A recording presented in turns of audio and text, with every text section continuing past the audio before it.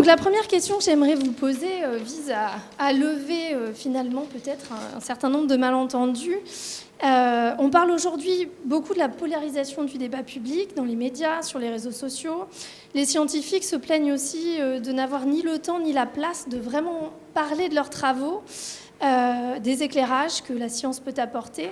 Et on a parfois l'impression, en tant que scientifique, de devoir se battre entre, d'un côté, ceux qui voudraient que la science soit la solution de tous les problèmes, de l'autre, ceux qui tendent à considérer que finalement la science n'est qu'un discours parmi les autres. Alors, j'aimerais vous demander, selon vous, en quoi la parole scientifique est-elle singulière dans le débat démocratique? Et je vais d'abord inviter Claudie Aigneret à nous répondre.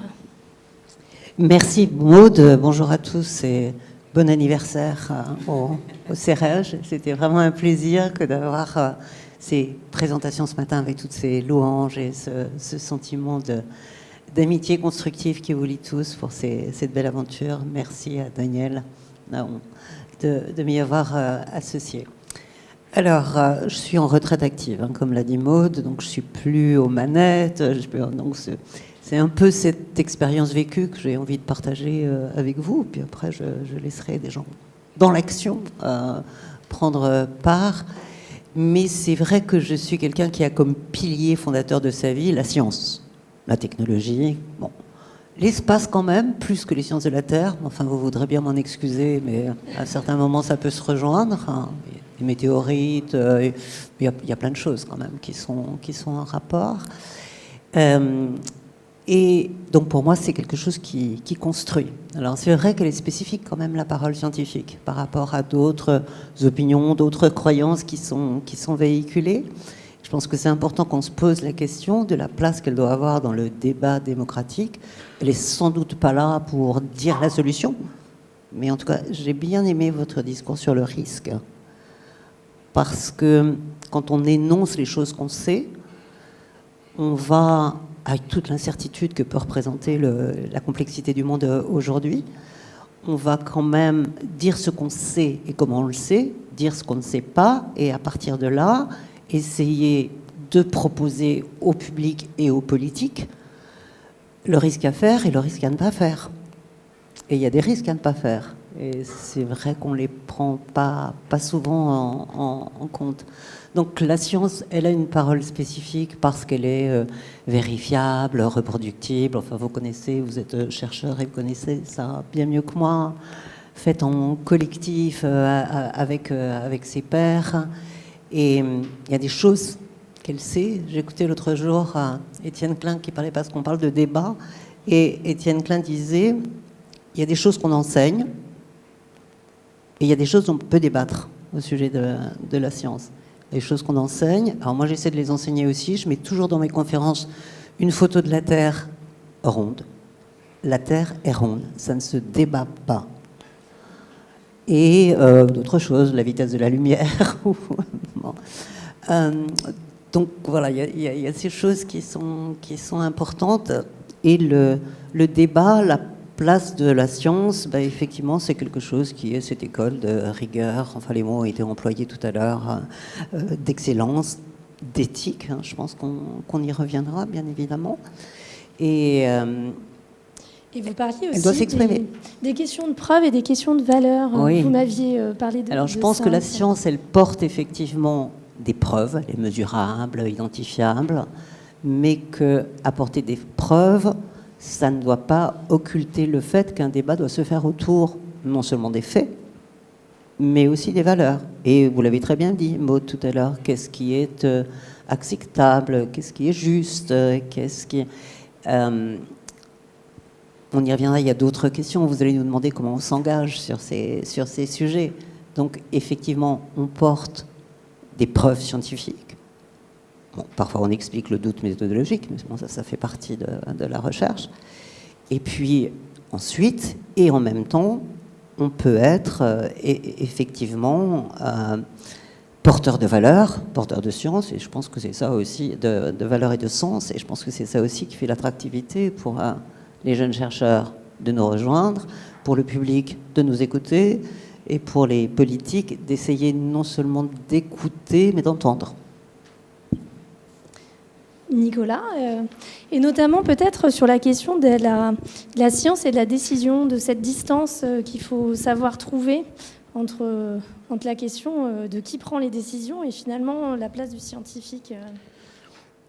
Alors, pour débuter mon propos, je dirais que dans la démarche scientifique, la notion de questionnement est importante. On nous dit toujours depuis le début, apprenez, posez les bonnes questions, posez des questions, et puis après, le but c'est d'y répondre de manière rigoureuse, avec toujours des notions de doute qui sont permanents et un esprit là aussi important de controverse et de contradiction. Donc on a été éduqués dedans, on a travaillé entre scientifiques, souvent d'une même discipline, donc on a cette habitude, et avec quelque chose qui a changé dans la société, que ce soit d'un point de vue politique ou plus sociétal, c'est que depuis 30 ans, les gens ont commencé à s'intéresser à toutes ces questions-là. Jusqu'à présent, moi, quand j'ai démarré plutôt ma carrière, l'appareil scientifique était entre guillemets presque une parole sacrée. On ne demandait pas de démontrer, on ne demandait pas d'expliquer. Puisque le scientifique, il y a même dans Pagnol, si vous disiez maintenant des sources, où puisque c'est l'ingénieur qui l'a dit, donc si c'est l'ingénieur qui l'a dit, donc on ne peut pas remettre en cause la parole, et on s'aperçoit que ça a beaucoup changé. Et peut-être que là, nous, on ne s'est pas rendu compte suffisamment rapidement de ce changement radical, et on a oublié d'écouter les questions des gens, des questions de la société, des questions des politiques, et surtout de voir comment on devait leur répondre. Pas en répondant d'un point de vue scientifique à des scientifiques, mais comment on répond à leurs questions et comment on va alimenter. Et ça, on a un peu perdu la main dessus. On l'a vu de manière criante pendant la crise Covid, où on a eu plus de spécialistes biologistes qui ont été créés en 6 mois qu'on a pu en former toute la vie sur la planète, sur un sujet qui était très compliqué, et où ces notions de doute et de controverse ont été utilisées contre les scientifiques et contre la démarche scientifique. Et je crois que de ce point de vue-là, c'est quelque chose qui a radicalement changé et qu'il faut vraiment qu'on avance sur ces questions, d'écouter les gens, de comprendre leurs questions, et c'est pas souvent facile, et de voir comment on doit leur répondre. Alexis, ouais. Oui, je voudrais rebondir sur ce que Nicolas vient de dire. Il me semble qu'une chose qui a changé aussi, c'est une partie, pas seulement la démarche scientifique, ni notre dialectique, mais aussi le contenu des messages que nous véhiculons. Et aujourd'hui, une partie des messages, notamment vis-à-vis de la crise climatique, sont parfois tellement importants et catastrophiques qu'ils sont vécus par une partie de la population comme des injonctions à agir, des injonctions chargées de valeurs et de morale, et que ces injonctions sont perçues comme étant avec recul. Et une grande crise, la crise des partis de gauche, la crise des partis écologistes, la montée du populisme et de l'extrême droite qu'on voit dans de nombreux pays voisins et chez nous, est en partie liée à un rejet de cette morale que beaucoup de gens se sentent imposer. Et que, pas forcément, qu'il faut sans doute adapter notre dialectique dans la communication de nos données, car les données elles-mêmes sont parfois tellement monstrueuses qu'elles choquent et créent un sentiment de recul. Après, les scientifiques du climat travaillent depuis plusieurs décennies sur justement comment adapter le message, et on voit bien l'échec de tout ce travail qui est à la fois fantastique, difficile, et ça pose question vraiment donc comme tu le dis, sur comment dialoguer. Et c'est peut-être plus la question du dialogue d'ailleurs que de la vulgarisation ou de la diffusion. Et en ce sens, c'est très intéressant effectivement ce que tu soulignais, Nicolas.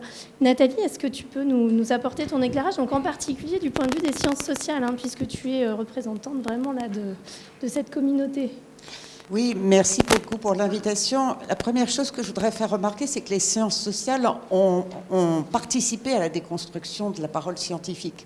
Elles ont été des acteurs du questionnement de la science en tant que sacrée parole objective, et elles ont notamment mis en exergue le fait que la parole scientifique était située, je pense aux travaux de Bruno Latour par exemple, en montrant que cette science elle était produite dans des laboratoires, dans des conditions conditions précises et qu'elle donnait des résultats qui étaient à vérifier et revérifier et qui étaient extrêmement situés. Et pour le coup, ce qu'elle a montré aussi, cette science sociale de la science, c'est de montrer qu'il y avait une sorte d'injustice. Alors je suis tout à fait admirative du CEREJ et de sa direction féminine, mais c'est vrai que dans le domaine des sciences, et moi-même quand j'ai passé ma thèse dans les années 90 et été accueillie, dans le champ de l'environnement, c'était essentiellement des hommes. Donc ce que la science sociale a montré, c'est que la science, c'est une construction sociale qui est située dans des laboratoires et produite par des personnes spécifiques. Mais c'est sur ça que je voudrais revenir en tant que science sociale, c'est de dire que là où est la spécificité de la science, c'est de procéder de l'intelligence collective. Et ça me semble tout à fait singulier. C'est-à-dire que le rôle des scientifiques aujourd'hui en société, c'est d'être une parole, une communauté collective, une communauté qui produit des résultats, une connaissance qui procède de l'intelligence collective. Et il n'y en a pas tant que ça. Et on procède, quand on va parler à nos collègues aux États-Unis ou à nos collègues en Russie ou à nos collègues à d'autres endroits du monde, on a une parole commune, on a une façon de discuter en commun et on a des façons et des protocoles de vérification et de travail en commun. Et je crois que c'est ça qu'il faut protéger vis-à-vis de la montée des populismes dont tu parles, c'est-à-dire cette intelligence et cette capacité collective de produire de la connaissance. C'est pas, pour moi, en tout cas, la science en tant que telle, mais c'est cette communauté qui produit par des méthodes et des protocoles des connaissances. Ça, c'est la première chose. Et puis la deuxième chose sur laquelle je voulais revenir, donc comme l'a dit Maude Deves, je travaille et je dirige, j'ai fondé et je dirige avec Maude maintenant le Centre des politiques de la Terre. On va organiser un grand colloque à Lausanne en 2026, en juin exactement, avec nos collègues de la Commission Terre, de Stockholm Resilience Center, sur la question écologie et technologie. Puisque avec cette montée des populismes, me semble qu'il ait mis quelque chose en exergue, c'est notre incapacité, notre difficulté vis-à-vis de l'accélération technologique.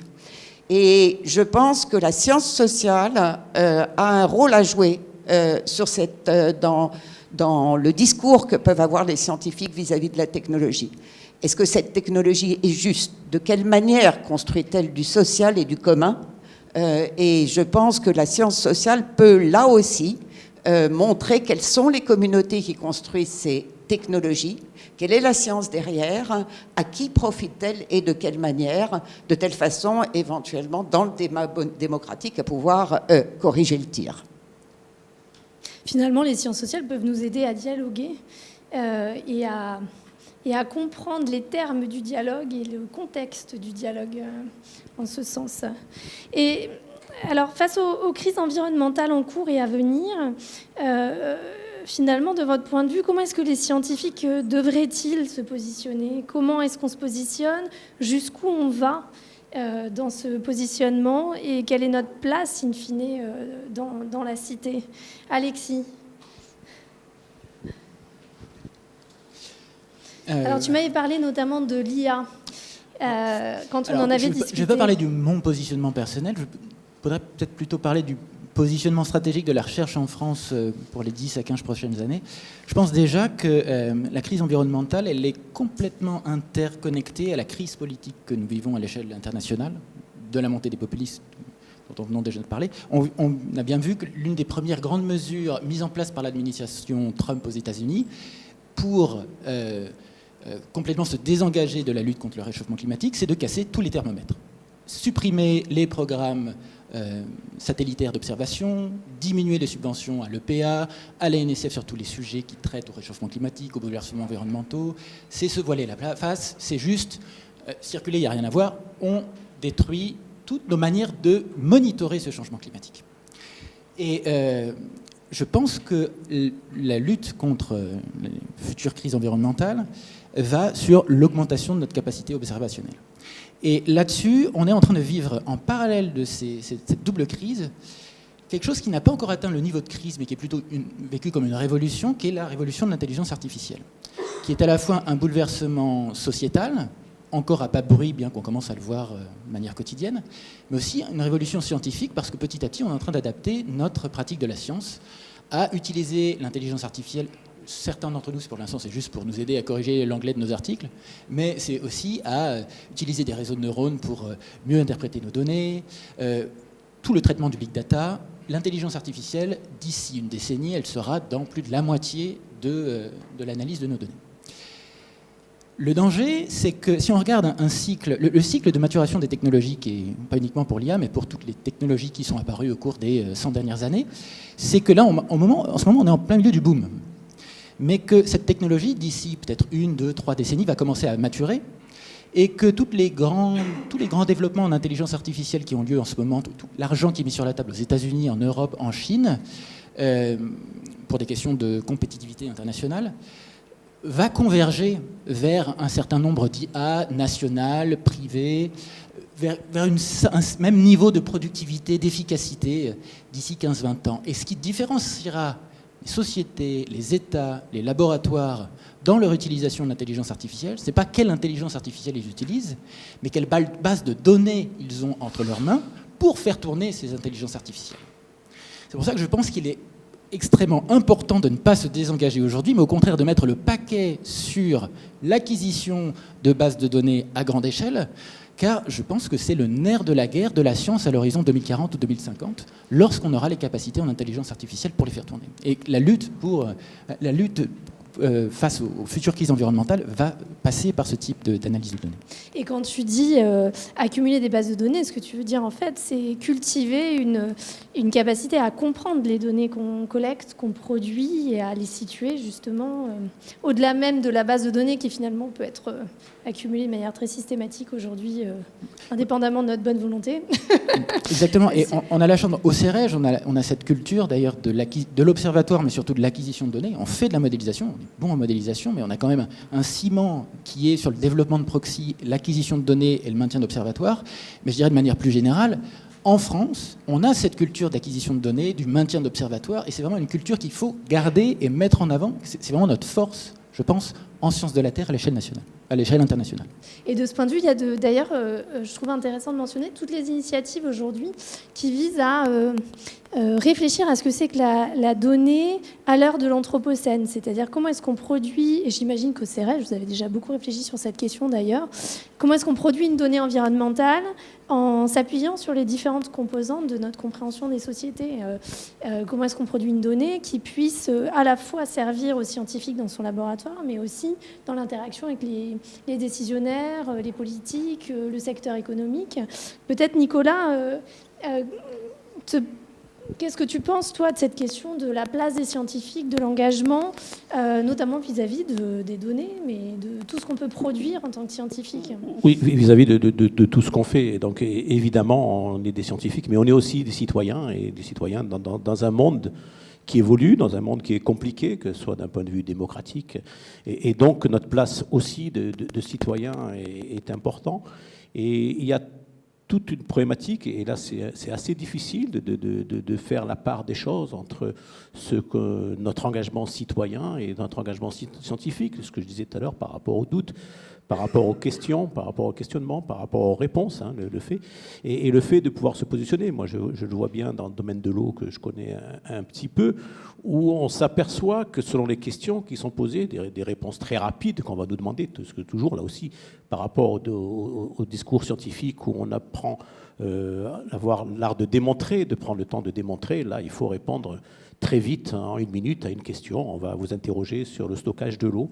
Et selon la réponse que vous allez donner, peut-être en expliquant qu'ici, dans cette région, s'il n'y avait pas eu les 2 plus grandes bassines qu'il y a eu en France, on n'aurait plus d'eau depuis très longtemps, ou un autre coin où ce serait aberrant de le faire, puisque ça fait des choses. Selon la réponse qu'on va donner, on va être considéré comme quelqu'un avec un discours de gauche ou quelqu'un comme un discours de droite. La même chose sur les problématiques de délégation de services publics, de mise en régie, de gestion des ressources.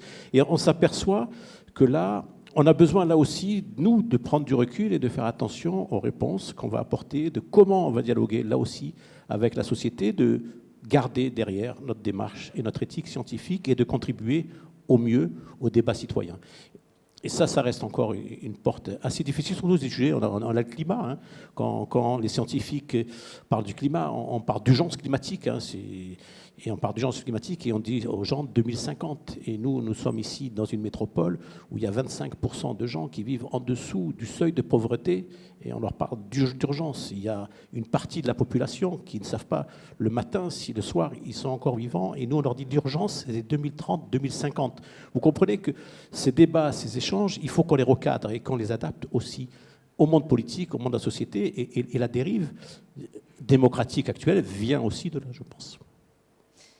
En fait, c'est assez angoissant d'être scientifique aujourd'hui. C'est-à-dire que prendre la parole dans le monde social, c'est inquiétant parce qu'on ne sait jamais, effectivement, on a du mal parfois à comprendre les déterminantes de où on intervient, de comment ça va être pris, etc. Et peut-être vous, Claudie, qui avez l'expérience à la fois du monde scientifique et du monde politique, peut-être qu'il faut démystifier aussi le pouvoir de la science dans une certaine mesure, c'est-à-dire jusqu'où finalement les scientifiques sont légitimes à aller pour éclairer la décision. Bon, je crois qu'il ne faut pas remettre en question le fait que les scientifiques peuvent aider à éclairer la décision. Ils éclairent le chemin, pas obligatoirement dire quel est le panneau et la direction à choisir. Après, c'est le problème le sujet du débat avec le politique et la société civile. Moi, ce que j'ai vécu à un moment donné, quand j'étais en fonction, le problème des OGM en 2003, et le scientifique n'osait même plus parler, ce qui existe encore aujourd'hui dans certains domaines. Ou alors, quand il parlait, on lui demandait de parler pas juste, en fonction de l'instrumentalisation parfois du discours. Alors, vous avez évoqué les ruptures de financement sur les questions environnementales aux États-Unis. Il y a aussi le limogeage de la commissaire au bureau des statistiques, parce que les statistiques sur le travail ne correspondaient pas à ce que souhaitait Donald Trump. Hop, limogé le patron du renseignement militaire, parce que ce qu'il disait sur les frappes en Iran n'était pas cohérent avec le récit. Donc il y a quand même ces sujets-là aussi. Et je voulais rebondir, et je veux bien parler de culture scientifique, technique, on en reviendra, mais rebondir sur ce que disait Alexis concernant les données, la robustesse des données et l'intelligence artificielle. Et j'écoutais récemment, je pense qu'il a publié son bouquin hier, Gérald Bronner, sur l'ère à l'assaut de la réalité. Il dit on est en train de passer dans une ère de post-réalité. Et ça va avec ce que vous disiez sur le fait que les chiffres que les scientifiques peuvent donner sont parfois tellement angoissants que c'est effrayant. Il y a un déni, le déni de la dette, à côté du déni de la crise climatique. On en a plein des dénis en ce moment. Donc, on va désirer autre chose. Et on va se dire que ce réel-là, on n'en veut pas. Le réel des scientifiques ou le réel de la réalité. Donc, les données qu'on a aujourd'hui, il faut vraiment qu'on soit très très attentif à la qualité de la donnée. Les productions de données de synthèse aussi sont des choses qui peuvent perturber. Et est-ce qu'on ne va pas passer dans une artificialité ?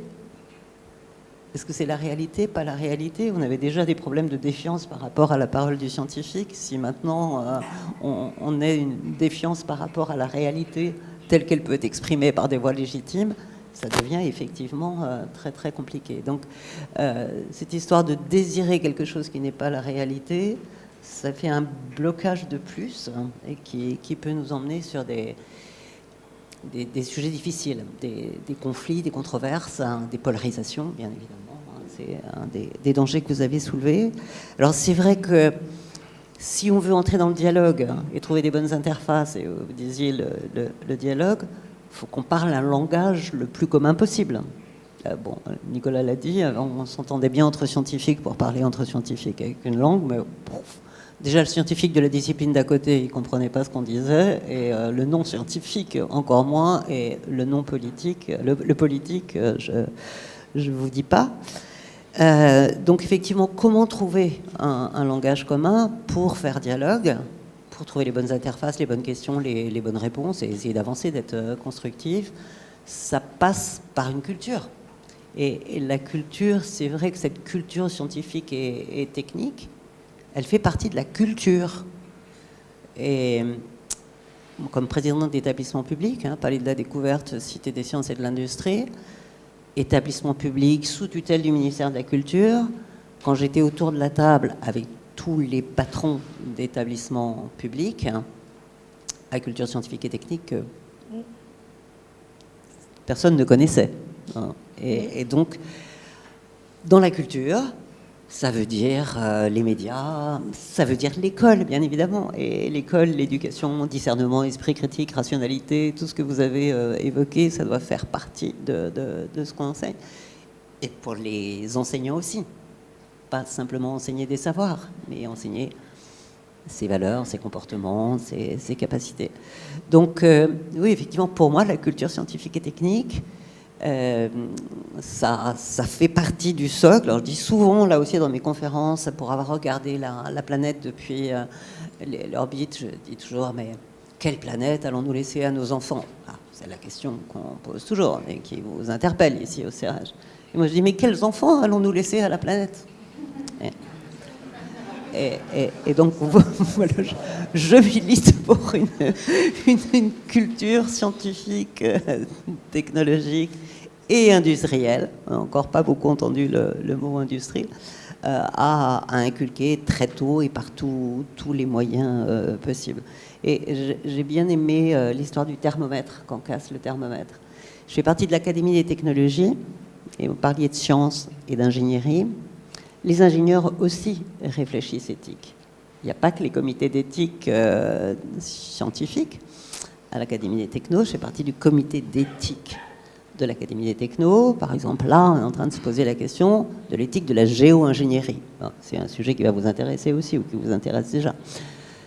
Et ben, les premiers rapports et brainstorming qu'on a pu faire, c'était que des solutions techno. C'était du techno-solutionnisme, c'est faisable, c'est pas faisable.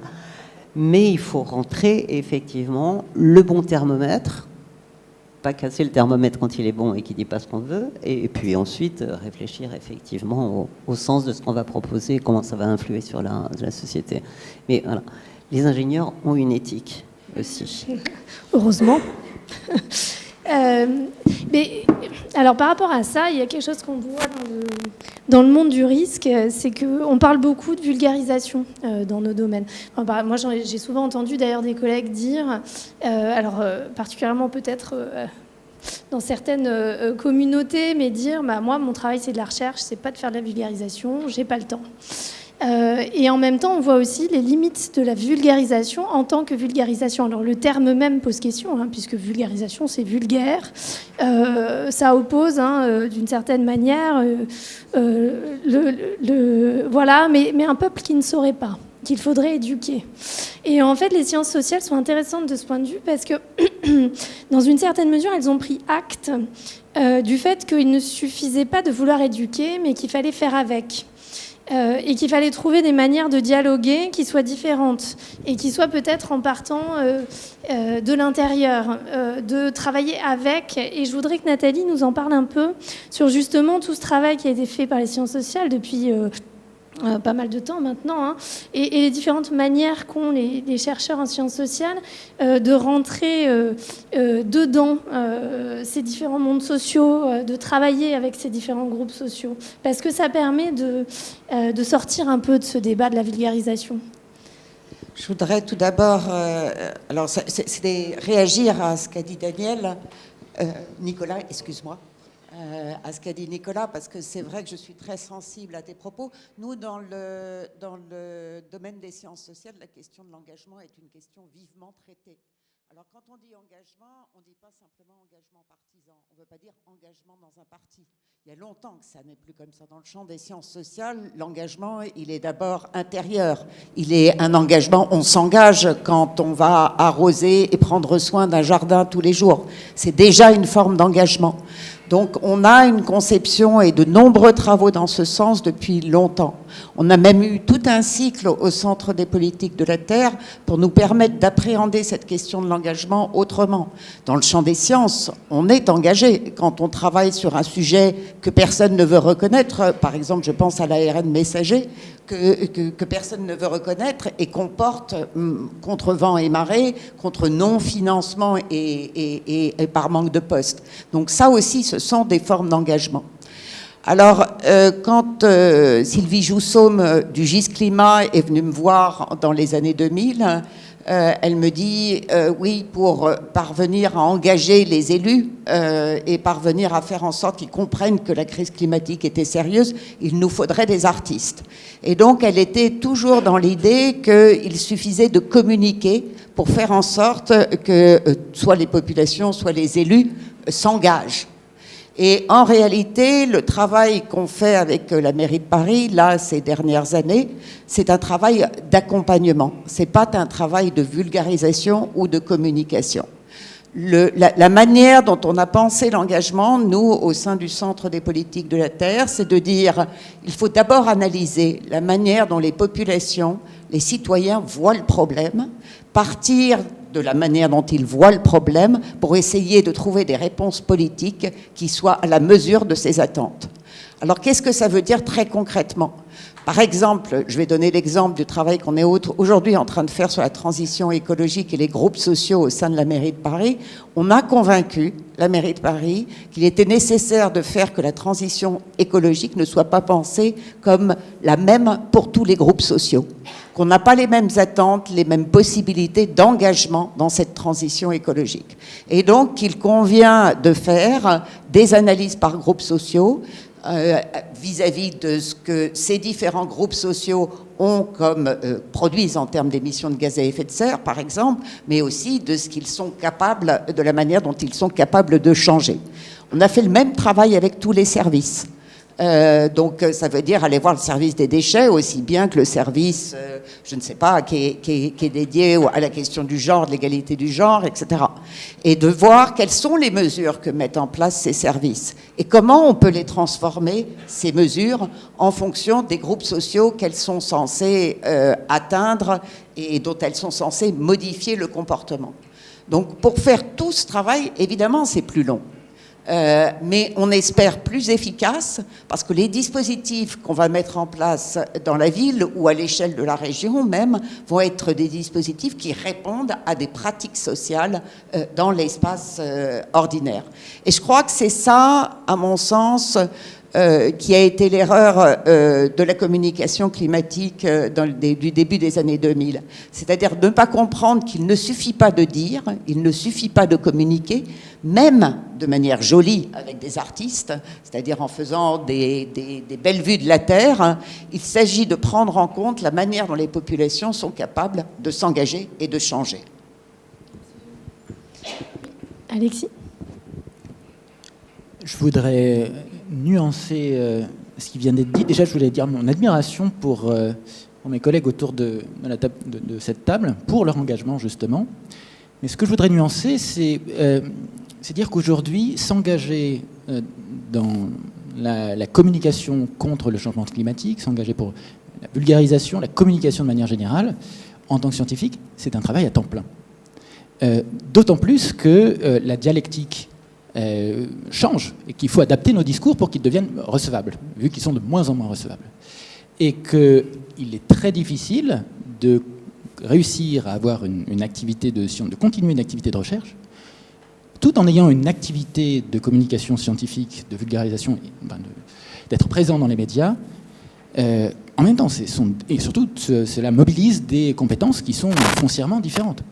On a la chance d'avoir de grands porte-parole dans les médias, les Valérie Masson-Delmotte, les Jean Jouzel, les Serge Zaka, mais qui sont pour la plupart des gens qui ont déjà une certaine maturité dans leur carrière et qui ont fait le choix à un moment dans leur carrière d'orienter leur travail vers la communication grand public. Et qu'en tant que chercheur qui ne communique pas, ou très peu, je sens en permanence une responsabilité sur mes épaules à le faire et une sorte de honte à ne pas pouvoir le faire, mais tout simplement parce que c'est très difficile d'avoir le temps, et de toute façon, même si je voulais le faire, je n'ai pas encore le rayonnement, ou du moins une position à l'échelle nationale pour être audible. Et donc, voilà, Je pense que tu soulèves un point très important, et je me permets du coup de rebondir de manière personnelle, mais c'est la question. Donc, c'est pour ça qu'on a un collectif. C'est-à-dire qu'effectivement, c'est ce que tu dis. Il y en a certains qui vont, à un moment donné de leur carrière, endosser ce costume-là d'expert, de grand expert d'une communauté, etc. Et c'est très bien. Mais ça touche aussi à la question de l'interdisciplinarité.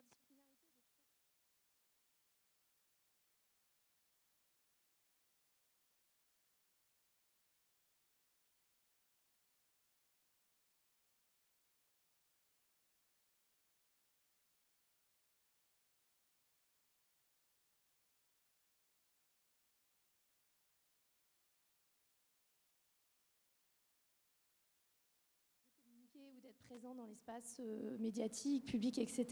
C'est plus comment est-ce qu'on peut faire un collectif de chercheurs qui va poser les questions peut-être un petit peu différemment, le chercheur en sciences de la Terre continuant à faire ce qu'il sait faire, mais en même temps formuler les problèmes de manière à ce que ce soit plus opérable du point de vue de la prise de décision, que celle-ci soit celle du citoyen, de l'élu local ou de l'État. Et en fin de compte, c'est plus... Voilà, donc ça pose cette question d'interdisciplinarité. C'est comment est-ce que finalement, dans l'interdisciplinarité, dans la pluridisciplinarité, dans la transdisciplinarité même, comment est-ce qu'on peut mettre au service différemment une expertise qui peut rester, elle, pointue, fondamentale, technique, et qui a toute légitimité à l'être, et qui est essentielle. Et donc, en fait, comment est-ce qu'on peut construire différemment, peut-être, les problèmes de la recherche. Et du coup, ça m'amène à la question qu'on voulait travailler ensuite, qui est celle de l'interdisciplinarité. Alors c'est vrai que parfois on entend certains collègues dire que c'est un peu lourdingue quand même, cette injonction à l'interdisciplinarité en permanence. Et pourtant, en tout cas de mon point de vue, mais j'aimerais entendre le vôtre, ça reste un cadrage essentiel qu'on ne comprend pas toujours, peut-être. Et je voulais avoir votre avis là-dessus. Donc pas que l'interdisciplinaire, mais aussi le transdisciplinaire, l'intersectoriel. Comment est-ce qu'on va travailler avec l'autre qui ne nous ressemble pas du tout. Alexis, peut-être tu peux réagir du coup ? Juste pour dire qu'en fait, l'interdisciplinaire, le pluridisciplinaire en sciences de la Terre, surtout ici, c'est quelque chose qui est quotidien. C'est en équipe climat, par exemple. Travaillons sur les climats anciens, récents et futurs ici à Cerege. On a des paléontologues qui travaillent avec des géochimistes, qui travaillent avec des modélisateurs, donc plein de disciplines différentes, enfin du moins des outils différents. Donc là-dessus, sur le pluridisciplinaire, je pense qu'on a atteint un niveau d'interconnexion qui est plutôt avancé, d'autant plus que les financements existent. Là, il y a une pléthore de sources de financement pour des projets pluridisciplinaires. Parfois, c'est même mieux de faire du pluridisciplinaire que de faire du monodisciplinaire. Je dirais que le challenge, peut-être la frontière, c'est dans le transdisciplinaire, qui est donc... je pense que mes collègues des sciences sociales sont peut-être plus adéquates pour définir le transdisciplinaire. Oh là là. Merci. Eh bien, alors,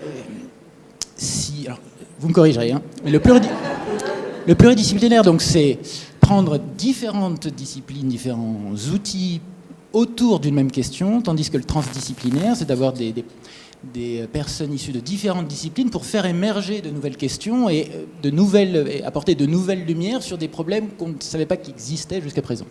Alors, je vais te sauver, il y a plein de définitions du pluri, du trans, voilà. Donc en fait, moi, transdisciplinaire, pour moi, c'est plus travailler avec des acteurs qui ne sont pas académiques. Mais après, ça dépend. Peut-être Nicolas, je sais que tu as l'expérience justement de travailler avec des acteurs qui ne sont pas du monde académique. Alors, oui, qu'est-ce que tu penses après les définitions, je ne vais pas donner une définition de l'inter, la transsectorialité, etc. Et effectivement, les enjeux sont des enjeux pluridisciplinaires, multi-acteurs, multi-échelles, et donc il faut les aborder de cette question-là. Et là aussi, on a une habitude académique française, et je pense que Daniel pourrait très bien en parler, qui est très structurée en discipline, en faculté, en commission. Et on a un métier aussi qui est compliqué, qui est assez unique, c'est-à-dire que moi, ça fait 40 ans que je fais ce métier. Quand j'ai été embauché, on a regardé mon nombre de publications, la recherche que je faisais dans un domaine disciplinaire. 40 ans après, on n'évalue toujours que sur ces critères-là et toujours que sur ces critères-là. Je crois qu'il n'y a pas un seul métier dans la vie où on continue d'évaluer les gens sur les mêmes critères du jour de leur embauche. Donc ça aussi, ça rend un peu les choses compliquées, hein, tu l'as dit, de savoir comment, d'un point de vue disciplinaire, on peut contribuer, sachant que l'interdisciplinarité ne sera effective que si on a des disciplines fortes, bien sûr, qui arrivent à discuter ensemble, qui arrivent à travailler, avec un changement aussi assez fort. Moi, on l'avait dit, Claudie, moi je vais aussi des sciences de l'ingénieur, donc on a l'habitude de l'interdisciplinarité dans les sciences de l'ingénieur pour répondre, et notamment vis-à-vis des sciences sociales, mais comment on la voyait, c'est-à-dire qu'on donnait des réponses technologiques, des réponses scientifiques à des questions, et on avait besoin, on avait un problème économique, on avait un problème de gestion de risque, on avait un problème de régulation, et là, on faisait appel aux sciences sociales, plus d'une façon plus prestataire de services.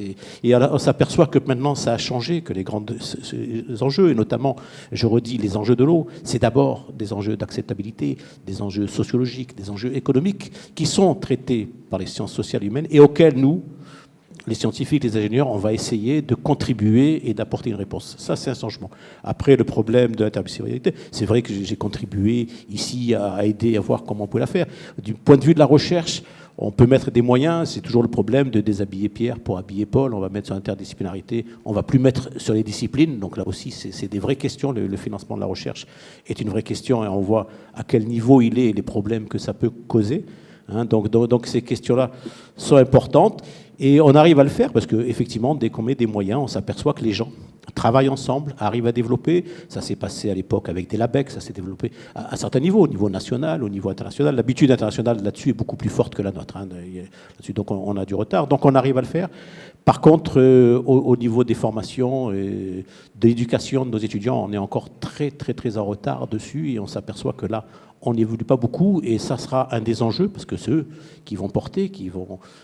j'ai beaucoup aimé votre phrase sur quels enfants laisserons-nous à la terre et là aussi, quels étudiants nous allons former et la question des ingénieurs et notamment, tout ça, entendu les ingénieurs d'Agro Paris qui se questionnaient à la fin de leur remise du diplôme et dit mais comment vous nous enseignez un modèle dont vous nous dites qui nous a menés dans le mur et c'est l'enseignement que vous donnez. Et ça, c'est des vraies questions qu'on ne se pose pas assez et ça aussi, c'est des questions interdisciplinaires. Claudie, est-ce que vous voulez réagir sur ce sujet, interdisciplinarité, transdisciplinarité? Alors, interdisciplinaire. Quand Alexis disait, ou vous disiez, c'est lourdingue d'avoir l'injonction à communiquer ou l'injonction à être interdisciplinaire, c'est vrai que... Alors, si je remonte 20 ans en arrière, les silos, c'était encore quand même pire que maintenant. Il n'y avait même pas de financement pour le pluridisciplinaire et l'interdisciplinaire. Et les scientifiques étaient jugés par le silo et l'expertise du silo. Donc il y a quand même un petit progrès.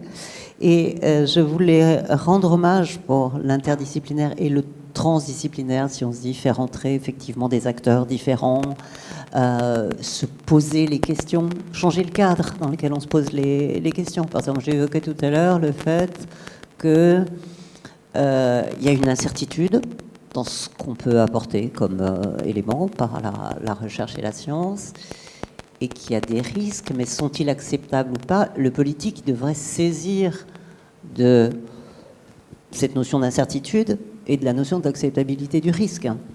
Ce qui ne fait pas suffisamment. Il va aller encore sur des polarisations de controverses. Donc, changer le cadre, ça me paraît important, changer le cadre des questions. Et moi, j'ai connu Daniel avec les tables rondes de l'Arbois, avant de connaître le CEREJ.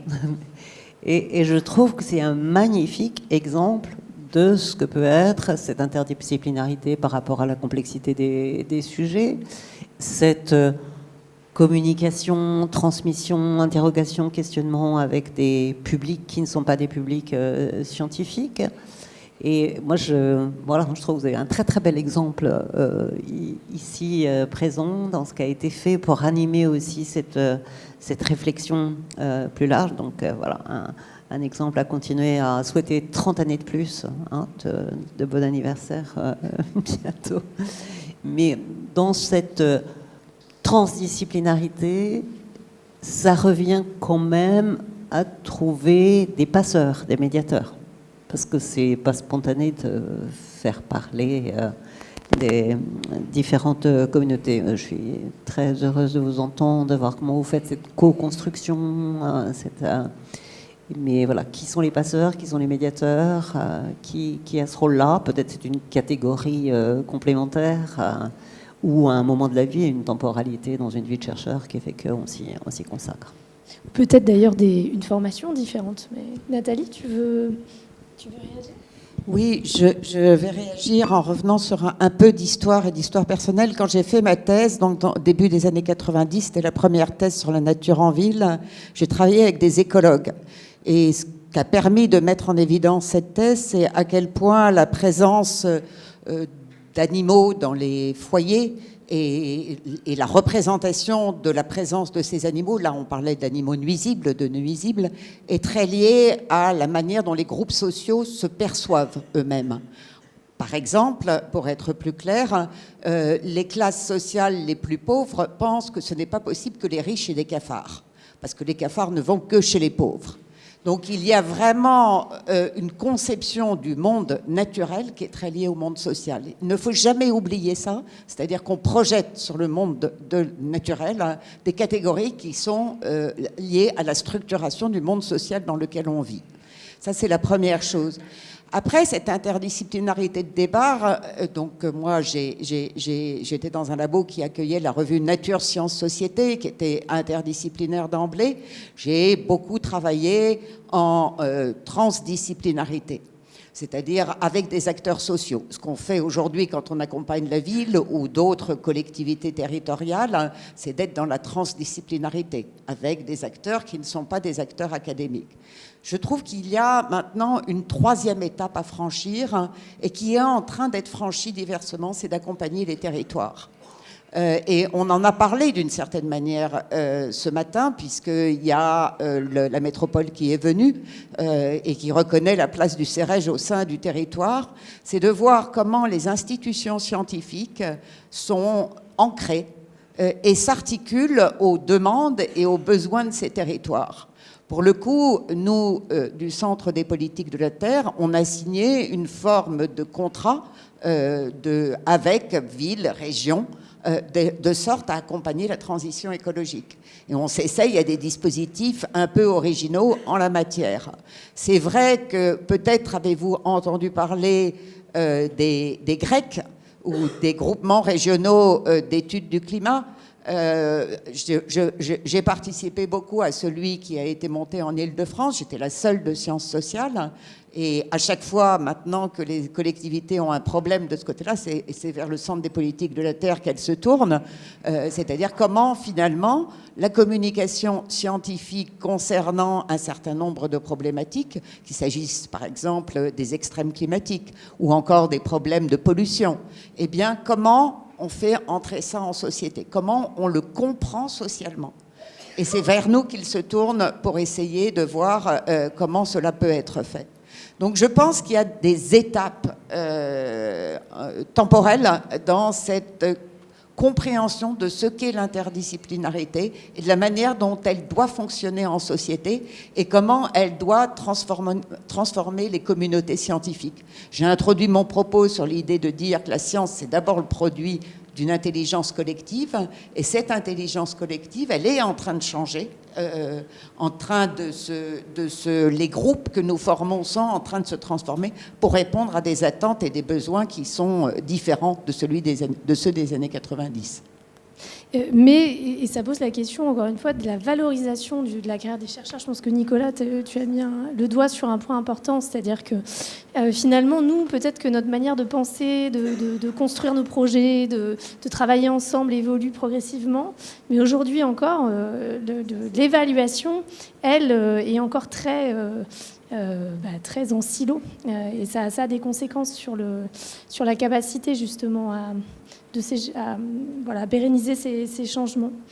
Et puis c'est la question du temps aussi, notamment, parce que dans l'évaluation aujourd'hui, on veut toujours aller plus vite, il faut toujours publier plus vite, et c'est vrai que l'interdisciplinarité, ça prend du temps. Ça prend le temps de la rencontre, de passer du temps dans les différents groupes sociaux dans lesquels on veut travailler pour bien comprendre comment ils se situent.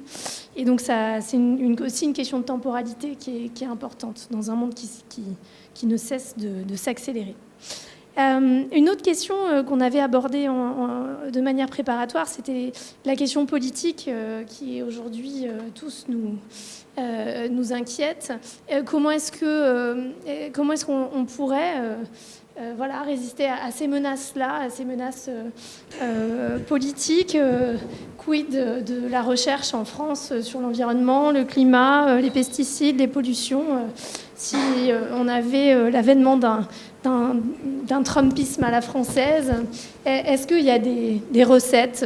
Alors là, on est vraiment dans le champ de l'exploratoire et de l'imaginaire, mais c'est une question qui revenait beaucoup dans nos échanges. Donc peut-être ouvrir le débat sans avoir de réponse. Qu'est-ce que ça veut dire faire science dans ce type de contexte? Ah ouais, personne ne veut y aller là. Alexis, tu parles. Non.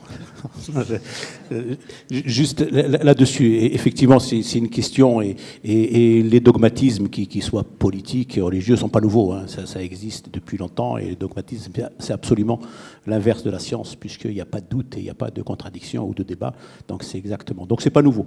Le problème c'est que maintenant, ils sont au pouvoir dans beaucoup de pays, des grands pays, qui sont élus aussi à quelques endroits démocratiquement, enfin, il faut aussi le reconnaître, et que cette évolution va vite. Et que derrière tout ça, si on veut continuer à avoir un travail scientifique, une parole scientifique, il nous faut pouvoir garantir notre liberté de recherche, notre liberté académique, notre liberté. Et là, c'est des vraies questions. Et c'est des vraies questions parce que il nous faudra des alliés pour ça, parce que si on continue juste à dire qu'on a besoin de liberté pour faire notre recherche économique, et ben, quand les choses vont évoluer, on n'aura pas beaucoup de soutien. Donc il faut là aussi qu'on s'ouvre, qu'on explique, qu'on avance. Hein.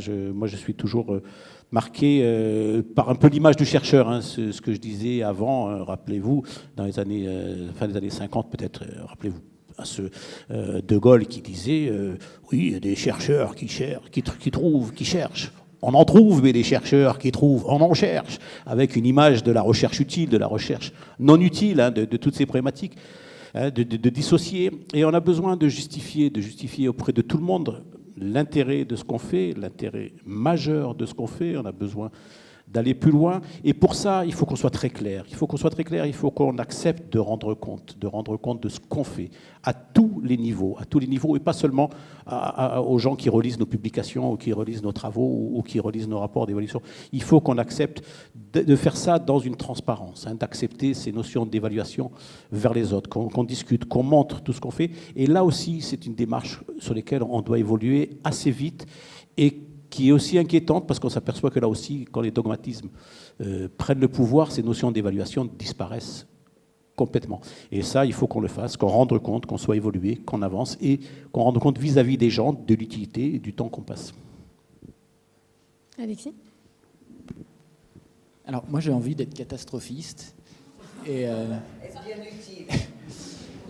de dire...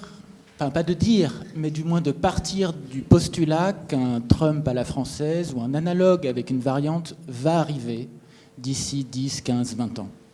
Non pas que je le souhaite, hein, et non pas que je ne suis pas un oracle politique, mais je pense qu'il faut partir de ce postulat pour commencer dès maintenant à adapter notre pratique de la recherche à des coupes drastiques de financement.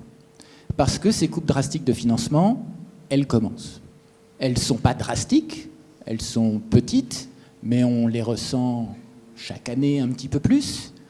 On a des vrais soucis à recruter du personnel de soutien en CDI, à financer nos équipements, qui sont des soucis qui augmentent petit à petit. On peut s'en plaindre, c'est ce qu'on en fait, on s'en plaint beaucoup, mais on peut aussi partir du postulat que ça va être comme ça et monter nos futurs programmes de recherche en partant du postulat qu'on va avoir 2 fois moins d'argent.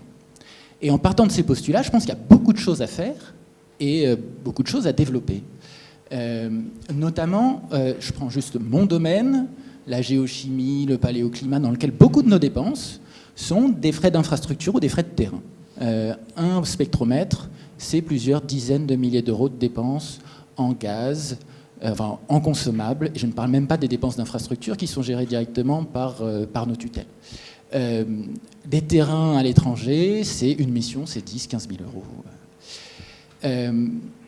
En investissant maintenant dans le développement de spectromètres low-tech, on peut, en perspective d'ici 10 à 15 ans, tenter de réduire drastiquement ces dépenses. Et là, j'ai un exemple précis à donner, c'est le travail que nos collègues ici ont fait en paléomagnétisme, où ils ont développé au cours des 15 dernières années toute une série d'outils de mesure du champ magnétique ou de propriétés magnétiques low-tech qui peuvent être emportés sur le terrain ou même envoyés aux États-Unis pour mesurer des échantillons qui ne peuvent pas sortir des laboratoires de la NASA. Je pense que là, on a non seulement une voie à développer pour se prévenir des futures coupes budgétaires, mais aussi pour améliorer notre pratique de la science.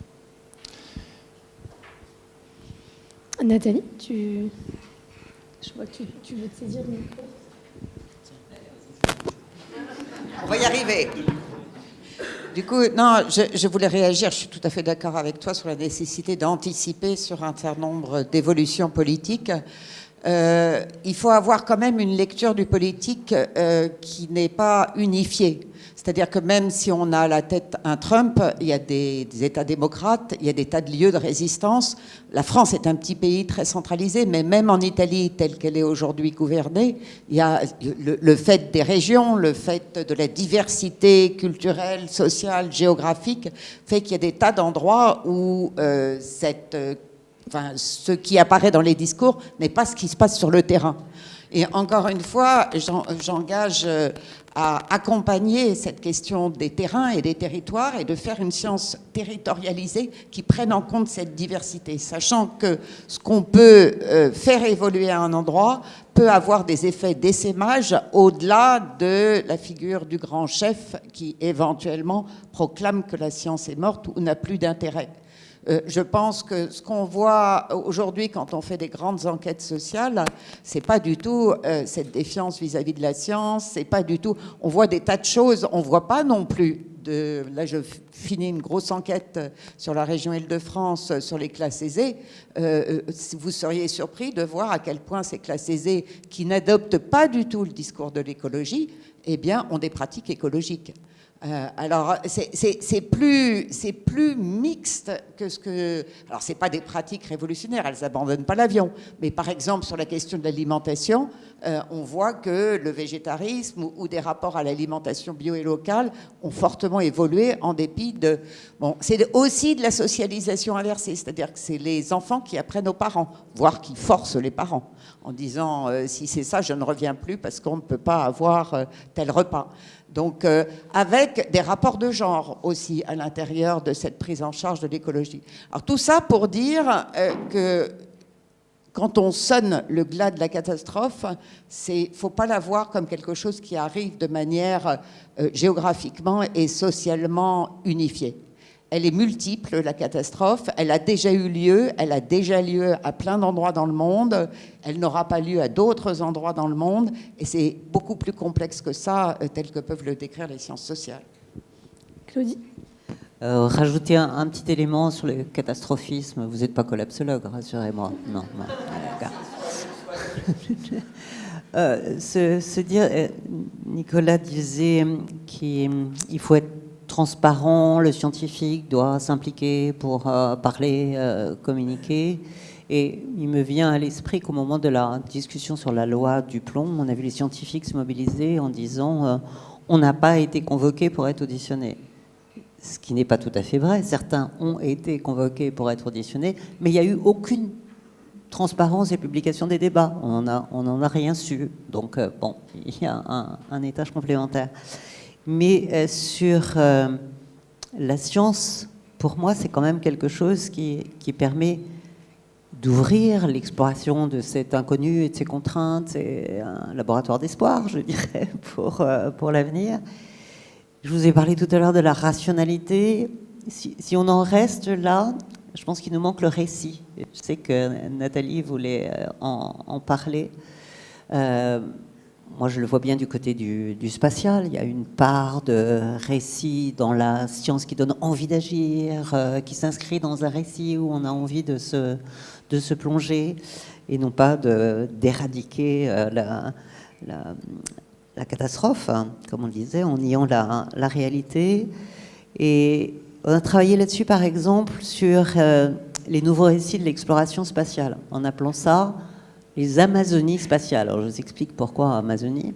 On s'est dit, l'exploration spatiale telle qu'on la voit aujourd'hui, c'est extractivisme, pollution de la haute atmosphère et toutes les injonctions contradictoires environnementales, au-delà de la beauté de l'exploration. Et Amazonie spatiale, ça voulait dire essayons de construire un récit, de penser. C'est de la science-fiction, hein, les armées ont fait ça aussi, de se projeter avec des équipes d'écrivains et de rédacteurs de science-fiction.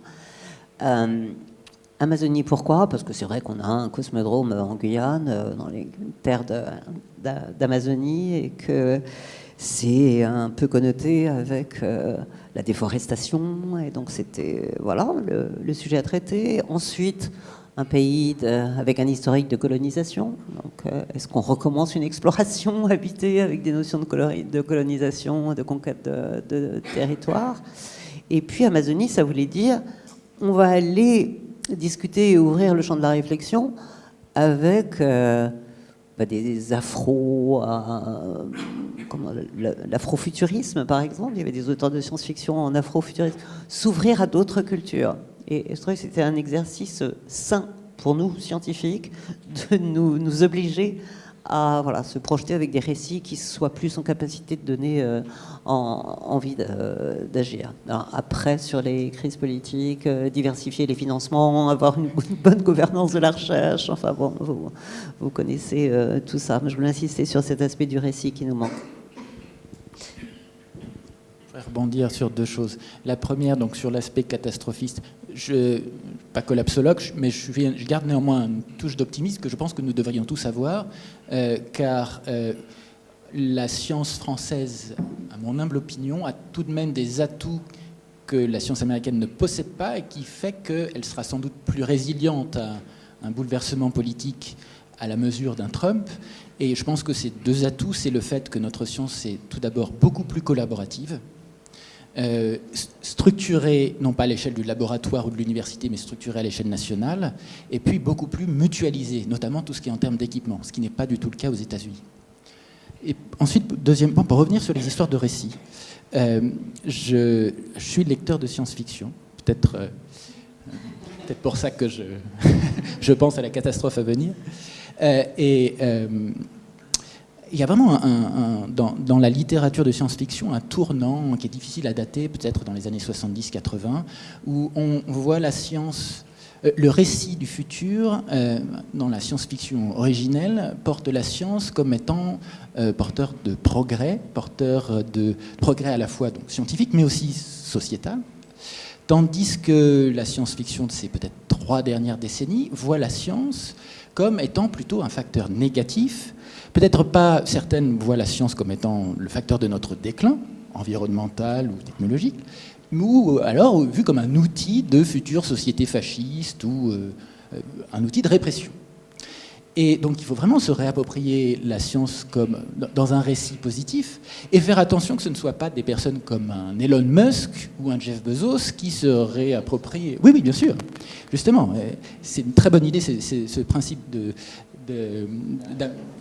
d'Amazonie spatiale. Enfin, la conquête de l'espace, la conquête de Mars en vue d'envoyer des gens sur une autre planète pour exploiter ses richesses et abandonner la Terre derrière parce que de toute façon elle est foutue, je ne pense pas que ce soit un récit positif sociétal et scientifique tout court. Alors il y a quelque chose qui m'avait intéressé dans nos discussions, Claudie, c'était que finalement, alors c'est vrai que moi j'avais tendance à voir la dimension coût environnemental du spatial, et en discutant, vous m'avez dit, mais finalement, apprendre à vivre sur la Lune, c'est apprendre à être économe et à pouvoir vivre dans des conditions minimales, extrêmes, et peut-être qu'on pourrait en tirer quelques enseignements pour l'habitabilité terrestre.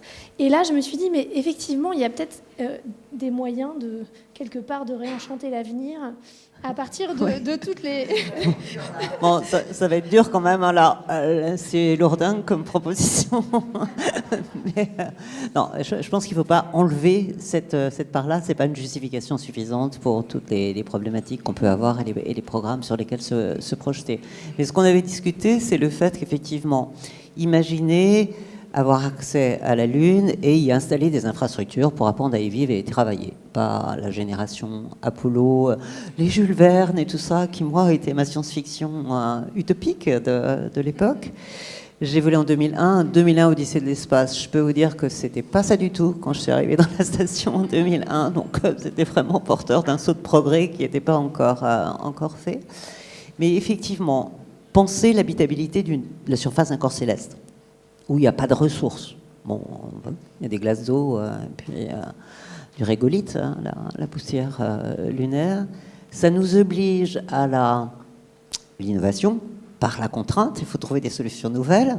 Ça nous oblige à la sobriété, ça nous oblige à considérer cet environnement comme faisant partie de notre écosystème. Et ce n'est pas quelque chose qu'on va dominer. Il faut en extraire, entre guillemets, avec un extraire positif, ce qui va permettre de vivre ensemble. Il faut réfléchir sur les aspects de gouvernance. Vous savez qu'il y a une course à la Lune qui est repartie entre la Chine et les États-Unis.